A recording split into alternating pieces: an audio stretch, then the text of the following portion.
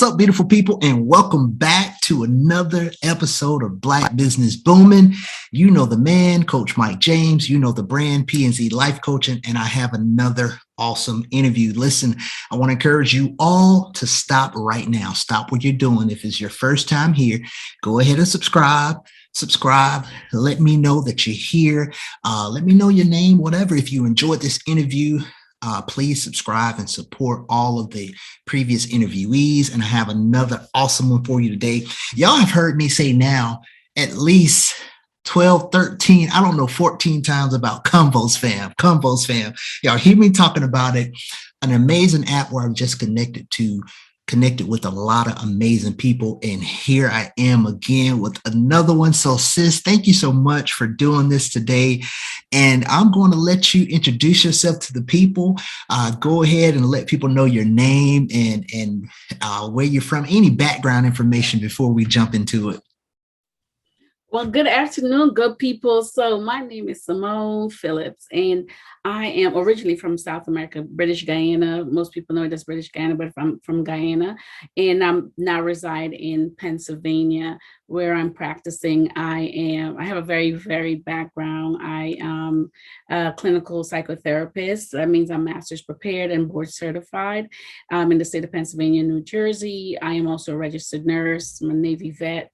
And so I'm one of those people that didn't know what she wanted to be when she grew up. So I practice mostly with trauma clients out in Pennsylvania. I have a brick and mortar practice. Also, I do partner with BetterHelp. And I also have an online component to my practice. So I am in the Lehigh Valley area in Pennsylvania, close to Lehigh University. And that's what I'm doing, just trying to help people live their best lives. I love that. And of course, I'm always biased anytime I can chat with a fellow coach, and just your background is so extensive in what you do. And, it's amazing because you were saying that, I didn't know what I wanted to do, but I think it just adds so many more tools to your toolkit, your toolbox, and like how you approach things. So tell everybody the name of your business and when you started it. And I guess, especially with your background, what inspired you to do so? Well, so the name of our practice is Phoenix Rising Life Coaching and Counseling Services, LLC. And what inspired me to start Phoenix Rising, I think it was just a series of really fortunate events for me that kind of led me this way. And what inspired me is my passion to help people live their best life. Even as a little girl, I've always had the blessed opportunity to inspire others. I've always had friends who were at least 10 years older than me, and they would ask me for advice. I never thought I would do that for a living, though. I wanted to be a journalist, actually. But I think sometimes when you're called to do something, no matter how you try to run from it, Bob Marley has a song that says you're running and you're running and you're running away, but you can't run away from yourself. So what has happened in my life is that I started out, in South America, wanted to be a journalist, or I wanted to write for dietary magazines, and come to America, took the ASVAB to go to the Navy to fix airplanes, not the Navy, the Air Force, I'm sorry. And turned out that I didn't do so well in the engineer portion, but I scored off the charts in the medical portion. So I went to the Navy, was a hospital corpsman for years, came home, didn't know what I wanted to do, did the typical thing, knocked around a little bit. And then in 2000, a mentor, life coach, asked me if I could be anything, what would I be after the end of our services? And I said, well, I think I'll go to nursing school. And she was like, well, then go, and I'll support you every step of the way.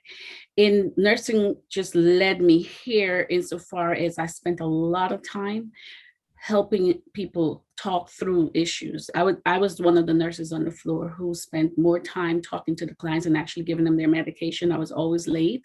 And so that sort of led to me when President Obama was sworn into office, I went back to school. There's something was just this fire inside of me. I went back to finish a degree that I had started years ago, which was in clinical psychology. During that process, someone said to me, you know what? I know that you're an older student, and I really saw the way that you fought for this program. You should go on and get your master's in another clinical license. thought, no, I don't know. I mean, I'm too old, right?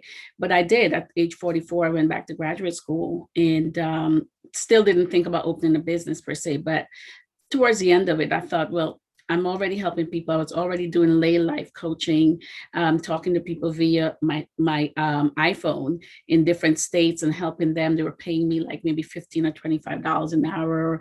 I would pick people up. I also had a background in prison ministry, so I was going into the prisons and talking to women, and all of that. Had some lay training, but still didn't see that it was all coming full circle. Right, all these components were bringing it together. So after I got out of school, I said, you know what, I'm going to do something with this. And everyone was like, yeah, it takes years. And I'm like, not for me. So within 2 years of graduation, I started my practice in my living room. And here Wow, we are. that's awesome. Yeah. That's awesome. I love the fact that you said you responded immediately to a lot of times I'll say the naysayers or people who doubt your dreams, you know, when you have them and you're like, not me. That's a mindset that leaders and people who help people, you have to have, because it's got to be one of those things where how am I, how am I going to help you if I'm doubting myself? Oh, I can't do that. So when you said, I'm like, yes, I love that. And that's one of the things I pick up even from how you show up in spaces, right? So that's amazing. So thinking about going from nursing and that person telling you what you wanted to do later to starting your business, Phoenix Rising, what was one of the most challenging things about starting your business when you made that step to say, okay, this is what I'm going to do? What was one of the most challenging things or some of the challenges in starting your business? Well, momentary doubt. So imagine, I had a full-time job. I had a very lucrative job in corporate America. They actually recruited me out of school. And what I came to realize is that I had 3 degrees and they were paying me for one. And people had less credentials and things than I did. And they were getting paid 3 times what I was getting paid. That wasn't the bone of contention necessarily, because I worked from home. I could take days off. It was, they really expected much of me. And I really felt like I was living and operating below my potential, so to say. I think that the challenge was belief. I had this momentary freeze where I thought, oh my God, what if no one comes? And what if someone comes to my house and murder me? And if they do, and I thought, the people who I wanted to help may not come, which were Black people and people from the Black and brown community. And the problem there was, God has a way of humbling us, because the first client who contacted me on Facebook, I thought it was a woman of color, and it was someone who was not a woman of color. And she actually contacted me and showed up. And I was like, where's my client? Here it was, not a woman of color. She actually paid me what I now charge insurance companies. And from that one woman, I gained 50 other clients. And from those 50 clients, now we have almost 400 clients. And so as a result of that, I think a lot of times we think that we can't do things afraid. So I said, if God brought me to this thing, I'm going to have to trust him, because it's a ridiculous idea to start a practice in your living room. I'm a single woman, and I'm dividing my living room to make a practice. And so the challenge was to, one, remain consistent, quality, treat every client like I had 500 already, and they were the most important person. And to this day, I still do that. But the challenge was to get people to understand it was not a quick fix, and to understand that you're not going to get rich, that it's certainly not overnight. You weren't going to get rich, and then just to be patient with the processes, such things as where you're going to rent a space, and insurance companies, and all the people that will tell people have told me, oh, you're never going to get, for instance, credential with Medicaid. You should have someone do that for you. I did it myself. Most people wait a year. I got it done in 3 months, and so I have a reckless abandonment to my dreams. And it is one of the things I try to inspire others to just really, when you lock in on that dream, I'm also a vision boarder. So I just do a lot of things on vision board. But when you lock into your dream, recklessly abandon yourself to that, because like Denzel Washington say, fail forward. And I follow a lot of inspirational speakers like Les Brown, who says it's better to aim high and miss than to aim low and hit every time. So what's the worst that could happen? I had a lucrative job, but I wasn't getting that satisfaction from the job. I felt people who looked like me, I was serving them from a telephone and a computer screen, and they weren't getting any better. They weren't getting any help. My company of itself wasn't trying to really connect with those people. They didn't care about the inner workings of why is this person on drugs. We're just telling them, go get into a program. We're going to give you a certain amount of money only if you jump through these hoops. So the challenge was really believing that I can impact a change. And I have to say my business is like 80% Black and brown people today.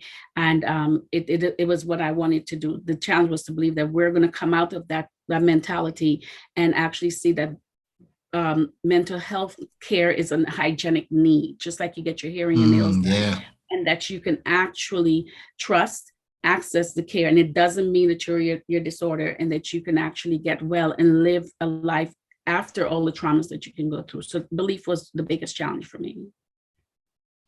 That was so awesome when you said that challenge. It was just believing that, right? Because so many times we think about what we want to do and say, well, that first voice is that voice in our head. It's like, well, but my people, right? That is so awesome. And now with it being 80% of what you wanted once you had that belief and getting to the point now and you're running your business on a day-to-day, what are some of those day-to-day challenges of entrepreneurship, being in business, in your business? What are some of the day-to-day challenges that you face? I think for me is they're the personal ones, overextending myself, understanding that I can't say yes to everyone. But one of the challenges that I've risen to was I wanted to bring a freshness to mental health. I wanted to make it conversational, and I've managed to do so. I'm a small practice, but it's enough for what I want to do at this time. One of the challenges that you can't get anyone to work, especially during COVID. We grew exponentially during COVID, but people do not want to work for fear of infection, and also because people don't want to work. I mean, why buy cows if you get milk free and the whole 9 yards? But so overextending myself, working 70 hours a week, not saying no a lot, and self-care has been a challenge for me. I'm doing much better at it today, but those were the big challenges for me. As far from an administrative perspective, my thing was like, I just want to do the best. I just want to do the best because I'm really blessed right now that I realized that my passion and my purpose, they came together. See, when I was passionately pursuing helping people, it was for your passion they're for you. Your purpose are for others. And so now that my purpose and my passions have aligned, it really does create this extra oomph. I remember people say, well, if you find what you love and somebody will pay you for it and you'll never work a day in your life, it is really true for me because I really cannot, when people have mental, emotional, spiritual, and heart wounds, I really can't say no. So the biggest challenge for me, I thought it might have been financial, because you're leaving a cushy job with all these days off and all this kind of stuff, and someone's always there to fill in. But it's more setting boundaries for myself and doing what I teach my clients to do. And like I said, I'm doing better. I'm actually taking some time off next month after a couple of years. So nice. Yeah, that's that part of that growth, right? That timeline where it's always learning, especially the more you grow, the more busy you get. It's remember, hey, take care of self, right? Who kind of built this because it's your baby, right? It's got to work. You want it successful, but keeping that self-care at the top of mind, that's awesome. So on the flip side of that coin, with the challenges, what are some of the most satisfying things every day when you get up and you're like, Simone, you look in the mirror like, I'm doing Phoenix Rising. When you think about it, what are some of the most satisfying parts of being in business and being an entrepreneur and just growing your business on a daily? Well, I think obviously financially having lucrative business is always, that's a given, right? That's always going to be something that's satisfying, and it gives us, gives us the tools that we need to live our best lives in turn. But I think the priceless, and this, people may say this a lot, I get to enter into the most sacred spaces with people, and Yeah.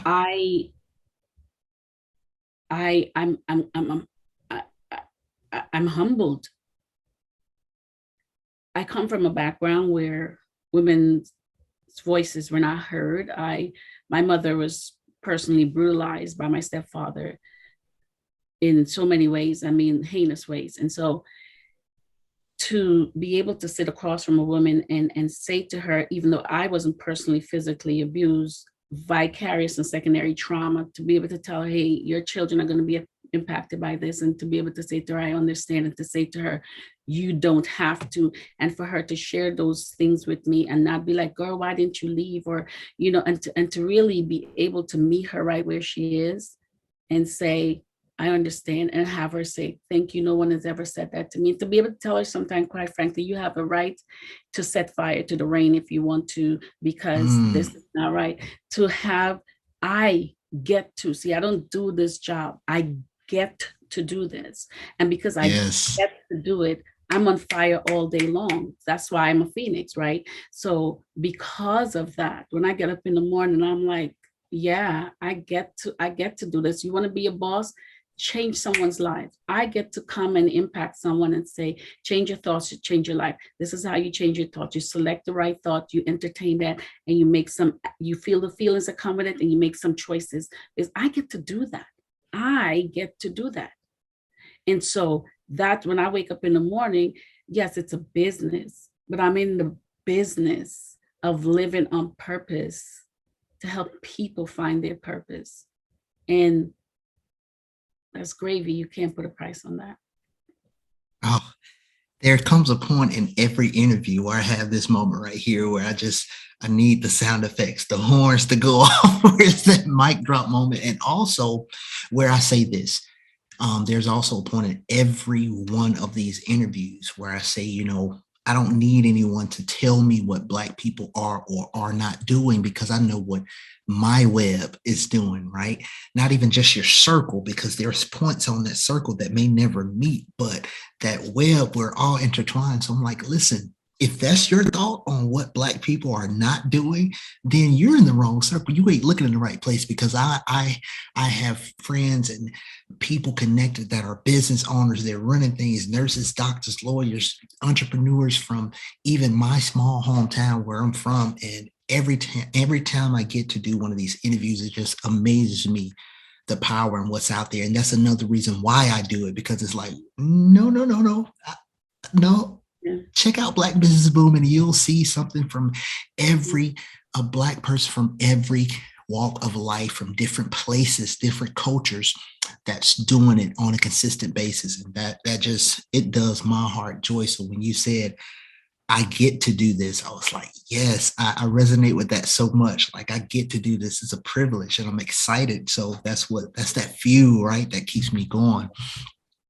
So now, thinking about what it took for you to get started, Simone, and what it took for you to overcome the challenges and the things that you appreciate, for someone watching, like, okay, all right, Coach Mike, Coach Simone, I hear y'all. All right, I see y'all, two Black people doing some amazing things, have businesses. What is some advice that you would give someone that, for a business owner or someone that's wanting to get started into that entrepreneurship life, and someone who's saying, I'm thinking about it, they're on the edge. What is some advice you would give to someone who wants to start a business? Well, again, grace and belief, being cognizant of your talent and being grateful to that. Because when we're grateful for something, we take care of it. And when you have a talent and a gift, you recognize that you're going to take care of it, and you're going to want to share it. And as you share it, you'll share it with excellence, right? And have belief that if you step out, things will come to you. You have to make the first step. It's biblical. You do this and I do this. God never said, I'm going to do everything for you first. He's like, if you believe in me and abide in me. Anything you ask in my name, it shall be done. You have to move, and then I'll move. Every time you got to ask, and I'll give it to you. Knocking it open. Everything you have to move, right? And have belief, like Les Brown says, it's possible. It's possible. The next thing I say is that nothing changes if nothing changes. So you can sit there and have the dream. It's okay. You can have the dream. But if you don't do anything about it, it's just that wishful thinking. Get around some people who can help you. And you have to step out towards them for them to see you coming. You can't bid them come to you. There's nothing in it for them. You have to step out. And no effort towards your dream is too small. Here's the thing. Here's why I say that. I live on an oak tree lined street. When I came to America, it was like a winter wonderland, and there were all these beautiful trees on the street. And I would just marvel at when the acorns would fall from the trees, and thinking back to the fact that acorn, that this majestic tree came from a small acorn. So this acorn of change, right? Dying to yourself, drop your preconceived notions, drop all of that, and just step out. In order for that acorn to become that massive tree, it had to go through all the darkness, all the worms, all the moisture down there, and then the outer layer, and I don't know all the terminology, but it had to die to self. It had to die, the outer skin busted and came off, and then the sprout came out. And as that came out, it knew that it had a dream, and it was recklessly abandoned to surviving. And it sprouted out. And so now when we go by later, we see this majestic tree that gives us shades. But the one thing that we need to remember about that little seed that was in there and died to self is that it didn't just bring forth just one acorn or one leaf or one branch. It's millions for the duration of the time, right? It keeps thriving because it knew. It knew. So know thyself. Know that it is possible. And just keep telling yourself and moving that way. It's possible. It's possible. It is possible. Everything is possible. Because just like you could entertain that bad things are possible, good things are possible too. And why not you? Yes, come on. Listen, man, for everybody watching this interview, if you're watching this at this point, just type that in the comments. It's possible. That's amazing and so true. Why not you? We're in this social media age, right, Simone? We're inundated with so many people, the flash and this and that and the glamour. And it's like, if you get caught up in seeing that, if you get caught up in, feeding yourself that, then that question should pop in your mind. Why not me? Like, I can get that. And then once you claim it and work for it, do it. I love what you were saying. Nothing will change if nothing changes. I tell people all the time, listen, you can pray, meditate, think, write it down all you want. But my 3 W's, the universe will align to give you what you want, will, and work for. If you don't put in the work, ain't nothing going to happen. So that right there, and once you do it, and it's like you said, that passion and your purpose, it aligns. It's a beautiful thing, man, when you can live that out and you truly have that goal of helping people and expanding your gifts. So awesome. So with where you are now in your business, your Black business booming, what's next for you in Phoenix Rising? What's next for you in your business? Next for you in your life? What's next? Well, so after I take some time off, I am pursuing a PhD in forensic psychology because I do, I'm forward minded, right? And I'm looking at the fact that our juvenile system is defunct, obviously. And so I'm looking at the experts that are putting our children behind bars and have been. And so I think we need more people that look like us. A lot of these cases, people that have been put away, it was just forensic psychology and forensic that have put them away, right? The experts out there. But sometimes those experts are lacking in cultural competence, right? And they don't always look like they're the defendants, right? So that's one of my goals. I would like, and I'm intending on having some satellite offices elsewhere. I am bursting at the seam I want to have my own app. I want to have an app where my clients can reach me just like they do BetterHelp. I think that we need a Black-owned platform of where you don't have to, it's not like the cherry pick, that we have full access to high quality, mindful, holistic, very diverse approach, but holistic, looking at the Black and brown human spirit and how that impacts our psyche, and how healing is an inside job that has to resonate here now, back 400, 500 years, and then forward. So I want to have my own app, and I want to really inspire young people to change their thoughts so they could change their life. Just think differently every day, one thing every day. So next, business expansion, obviously, but utilizing technology, because, prior to COVID, I didn't get paid for any of my claims because they were like, oh, we're not paying for telehealth. Well, COVID showed us that we can, in fact, utilize technology to advance mental health care. So now it's all the rave, right? And big corporations or big platforms such as Talkspace and BetterHelp are actually capitalizing on that, right? Well, when you have quality therapists such as myself and a lot of my colleagues, we are being, they buy our services wholesale, they pay us retail, and then tell us how many clients we can take. And we're not really having that. Like Bob Marley says, we don't specially dig that. So we want to have our own, and that's my next project. So schooling and expansion and developing, technological development. Forward thinking, brilliant. That, first of all, I'm excited that you get a chance to vacate, to have a vacation and enjoy, but then pursuing that higher education and the goals that you have, it truly is like the Phoenix, that Phoenix rising. That name is so amazing for, again, how you show up and the goals that you have. It's so awesome to hear that, because like you say, it's very much needed, right? It's a void. And I like the way you said cherry picking, because someone would watch this and say, well, there are different apps, but it's cherry picking and putting it together where I hear your vision is where it's right there. It's all there, and it's a fully working, functioning app. So I love that. So excited. You say you were bursting at the seams. I feel the same way, because every one of these interviews, I don't know. I say maybe it's just the universe. I don't know. God just putting the right people here to interview, because everyone brings, when I say what's next, they tell me about something they're working on. And months later, you see it. I see it on social media. I see this change, and it's so beautiful. Just people continuing to blossom in what they do. So I get excited, because it's like, yes, I want to be a cheerleader. So listen, when I see your app, no matter how long it takes, I'm excited for what you have going on. I really appreciate it. And Simone, since I told you, it's been a while us getting this together, but I thank you for your time. It's just amazing. I truly appreciate you.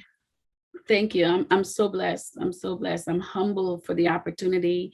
Anytime I can share some positivity, anytime at all. And like I tell people, like, anytime, anywhere, any clock on any wall, the time is always now to speak a good word with your life. And you whomever is looking right now, you're thinking I'm depressed, I have bipolar, they're saying these things about me. Nobody wants to be depressed. No one wants to have bipolar. And so we have to stop the stigmatization surrounding our mental health. It's a hygienic need. It's a hygienic need that needs to be attended to. Of course, we are depressed. We have been intergenerationally oppressed. We pass on those oppression when we use negative words to speak to our mental health. And we really, really need to change our thoughts so we could change our life. And you can thrive after trauma. There's access, you can find resources on our website at www.phoenixrisingcs.com. And, I tell people all the time on social media, even if you're not my client and you call me, I'll talk to you. I've talked to people all over from here to Dubai. You can talk to me because it takes nothing for me to speak to you, and then gives everything, because words have molding power. In one word spoken in time, one word spoken in time could shift the trajectory of your life, just like that small seed, you know. So I think that I get to do this. I am actually living my best life. I'm living my best life. So take care of your mental health and wellness, and go be great. Yes, I love that. I love it, love it, love it. So you mentioned your website. I'll definitely make sure I encourage everybody to check out the description. Make sure you find the website where you can find Simone and her business. Any other ways people can contact you or connect with you? Any other We're on information? social media. We're on social media, but I'm woman in my 50s, so my practice, we have, you could call us anytime, anytime, anytime, day or night. Our phone number is 610.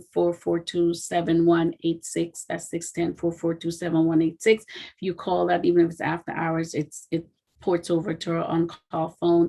And our email address is phoenixrisinglcsw@gmail.com. We have a couple other email, but that one also feeds all of the other email. And I'm on Facebook, Simone Phillips, on Facebook. And yeah, just reach out. We're in the Lehigh Valley, and I'm also on Better Help, same name. In anytime at all, you call me, I'll answer. Awesome. Thank you again so much. Thank you for everybody who's watched. Um, Give us feedback. Let us know what stood out to you in this interview. Make sure you connect. Check out the description below. Connect with Simone and her awesome business and what she's doing. Again, thank you to you, Simone. I really appreciate this. Appreciate all of you for watching. Make sure you subscribe. Tell someone about it. Your mama, your daddy, your cousin, your grandma, your auntie, them. Tell someone about Black Business Booming and the channel. We appreciate you all, and we'll see y'all next time on another segment of Black Business Booming. Peace. Blessings.